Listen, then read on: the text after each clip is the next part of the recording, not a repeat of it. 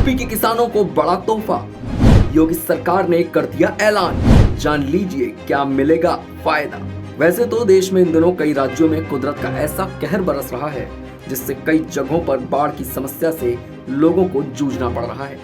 ऐसे में उत्तर प्रदेश वो राज्य है जिसमें इस साल मॉनसून कुछ खास रंग नहीं दिखा पाया, जिससे सबसे ज्यादा नुकसान अगर किसी को उठाना पड़ा तो वो हैं किसान, क्योंकि किसानों की खारिफ की फसल खराब हो गई, जिससे कई किसानों के सामने एक बड़ा आर्थिक संकट खड़ा हो गया।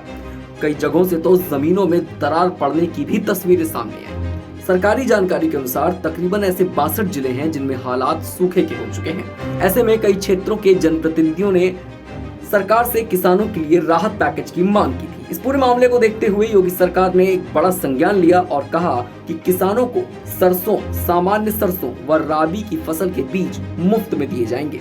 जी हाँ, जैसा कि हमने आपको बताया कि राज्य के करीब 62 से ज्यादा जिले इस साल सूखे की मार झेल रहे हैं। किसान लगातार सरकार से इस साल को सूखाग्रस्त घोषित करने की मांग कर रहे थे ताकि उन्हें सरकार से राहत पैकेज मिल सके।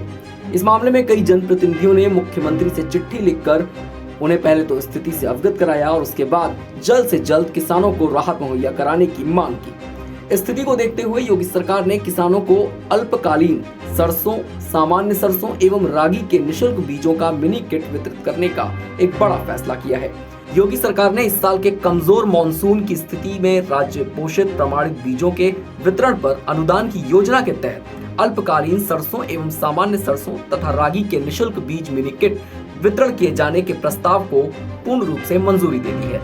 इसके लिए 8 करोड़ 67 लाख रुपए की धनराशि की व्यवस्था प्रमाणित बीजों पर अनुदान की मदद से किए जाने के प्रस्ताव को भी पास कर दिया गया है। अब ये सवाल खड़ा होता है कि सरकार सरसों और राबी के बीज ही क्यों मुफ्त में वितरित करने वाली है। पहले तो आपको बता दें कि खारिफ की फसलों की बुआई का वक्त अब निकल चुका है। नवंबर से राबी की फसलों की बुआई शुरू हो जाएगी।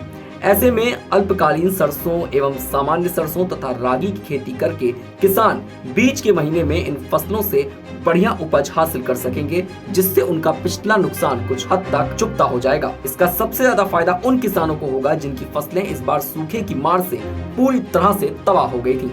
ऐसी और भी खबरों के लिए जुड़े रहिए हमारे साथ और देखते रहिए वन इंडिया हिंदी।